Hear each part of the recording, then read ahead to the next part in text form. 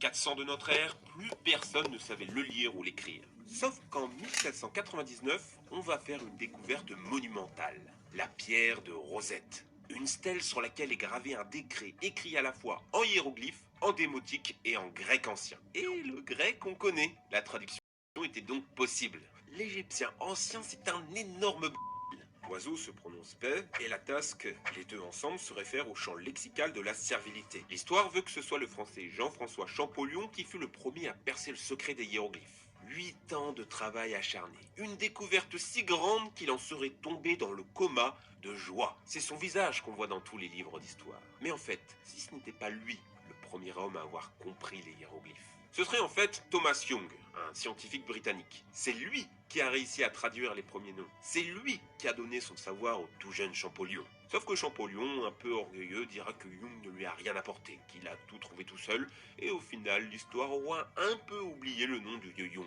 Bon, ça c'est ce que vous pouvez lire sur les forums anglais. Parce qu'il y a une vraie guerre sur internet pour savoir c'est Cucu le premier. Faut être honnête, Jung est certes le premier, mais il n'avait pas vraiment compris les hiéroglyphes. Son approche trop mathématique et trop proche du grec ancien n'était pas la bonne et il a fait beaucoup d'erreurs. Alors que Champollion, lui, connaissait le langage des Coptes. Et c'est ça la clé pour comprendre l'égyptien ancien. C'est pas le texte en grec, c'est le texte en démotique. Il avait compris que les hiéroglyphes étaient à la fois idéogrammes et alphabet phonétique. Ici, Ra, le soleil, et Ramsès, Ra l'a mis au monde.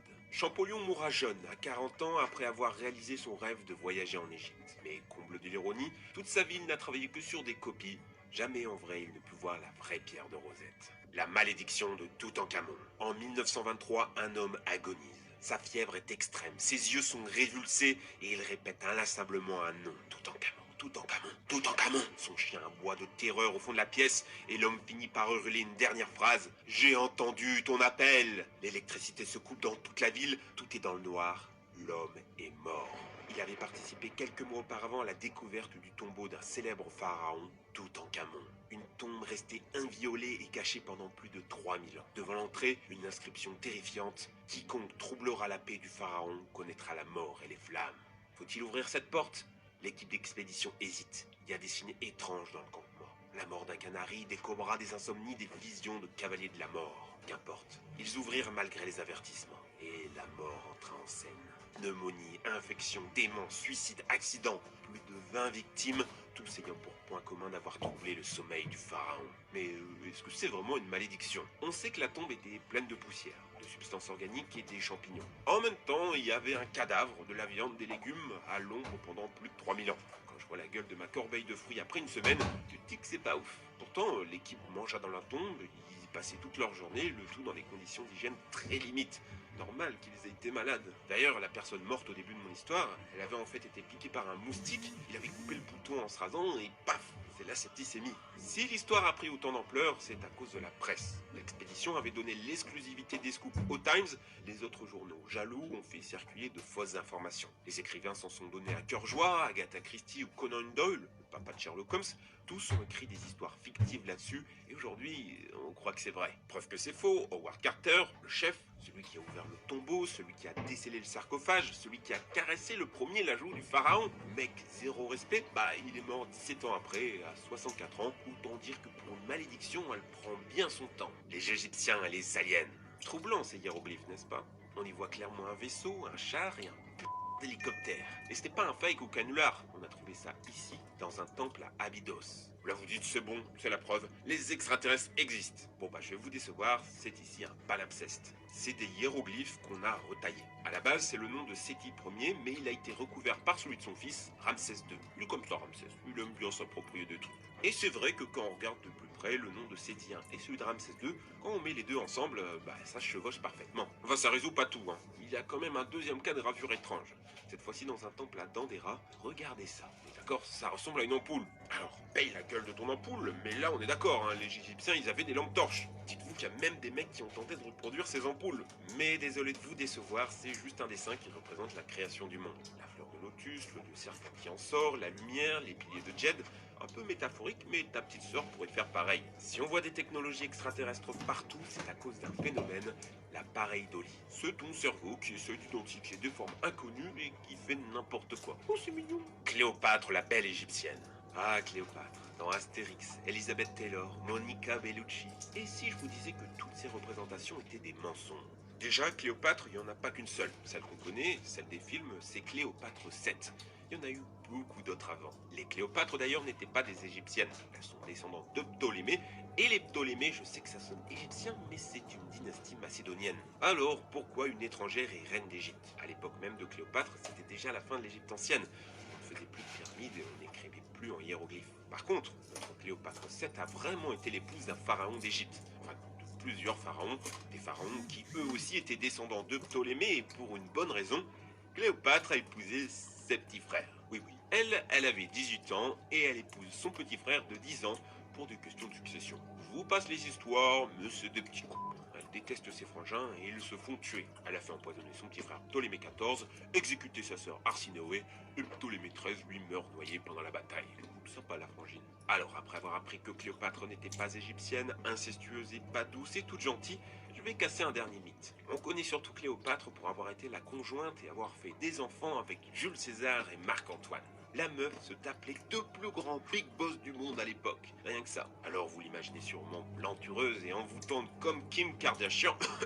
Mais sa beauté est un mythe. Si elle a séduit tant d'hommes, c'est pour son caractère, sa voix et sa grande intelligence. Elle parlait 12 langues, connaissait les sciences et savait diriger une armée. Autant dire qu'elle avait du charisme. Mais à quoi ressemblait-elle vraiment? Les bustes qu'on a d'elle sont des versions embellies comme les Romains savaient le faire. Ça par exemple, c'est Jules César, c'est pire qu'un mauvais rendez-vous Tinder. Non, si on veut une vision plus réaliste, il faut regarder les pièces de monnaie. Des traits durs, des épaules larges, un nez long. Plutarque dira poliment d'elle que sa beauté n'avait rien pour émerveiller. L'apparence de Cléopâtre n'a rien de futile. Elle est politique. Les Romains l'ont rendue jolie pour en faire une tentatrice avide de sexe et de manipulation. Elle a fait graver des pièces où elle a l'air masculine et menaçante pour asseoir son pouvoir. Elle a beau avoir été l'une des femmes les plus puissantes du monde, son véritable visage restera à jamais un mystère.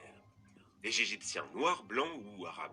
Alors là, on s'attaque à un sujet brûlant. Quand on fait un film sur l'Égypte, de quelle couleur doivent être les acteurs? Il y a eu des polémiques récemment en disant qu'il faut faire jouer des acteurs arabes. Sauf que non, hein, les grandes conquêtes de l'islam, c'est très récent dans l'histoire, et il y a plus de 3000 ans, la population égyptienne était très différente de celle d'aujourd'hui.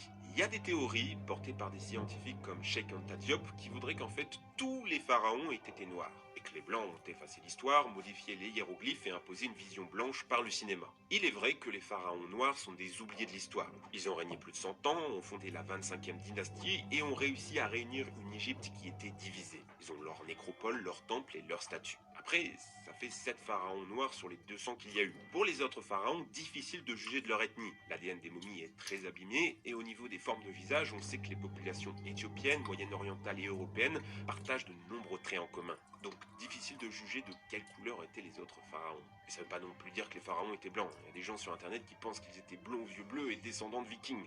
Ouais. Moi j'ai l'impression que tout le monde veut que son ethnie soit la fondatrice des pyramides.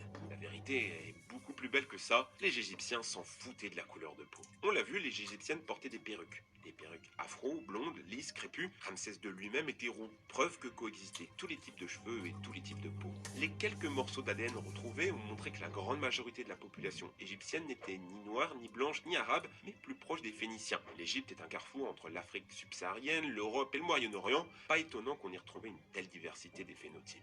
La construction des pyramides. Comment? Il y a plus de 4500 ans, des êtres humains ont réussi en 20 ans à peine à ériger des millions de pierres énormes. Comment les a-t-on déplacées sur plusieurs kilomètres sans connaître la roue? Comment ces pierres ont-elles pu être aussi parfaitement taillées alors qu'il n'y avait que des outils rudimentaires? Tout ça, on y a répondu par l'archéologie et la science. On a essayé de refaire des pyramides nous-mêmes, de tailler des pierres aussi parfaitement qu'eux, et on a réussi. On a même découvert des pyramides d'époque inachevées, des rampes comme neuves, et il y a quelques mois seulement, on a déterré une de ces rampes qui a servi à la construction de la grande pyramide. Rien que ça. Bon, ok, ça paraît quand même être une tâche colossale de tailler et monter toutes ces pierres. Mais il y avait entre 10 000 et 80 000 ouvriers. Ils utilisaient des bateaux, des luges de sable, des scies, des poulies, des rampes, des outils de calcul. Et bon, entre nous, ça reste du travail d'humain. Sur cette photo, me dites pas que c'est des technologies extraterrestres. C'est quoi ce travail de sagouin? Pour information, ceux qui ont construit les pyramides n'étaient pas des esclaves marchant au coup de fouet comme on a pu le dessiner. C'était des artisans, des gens talentueux, bien payés, bien nourris et enterrés avec les honneurs. Vous verrez que le plus gros mensonge sur l'Égypte ancienne, c'est de penser qu'on ne sait rien. Et pourtant, même s'il y a moins de mystère, cette période me fascine encore.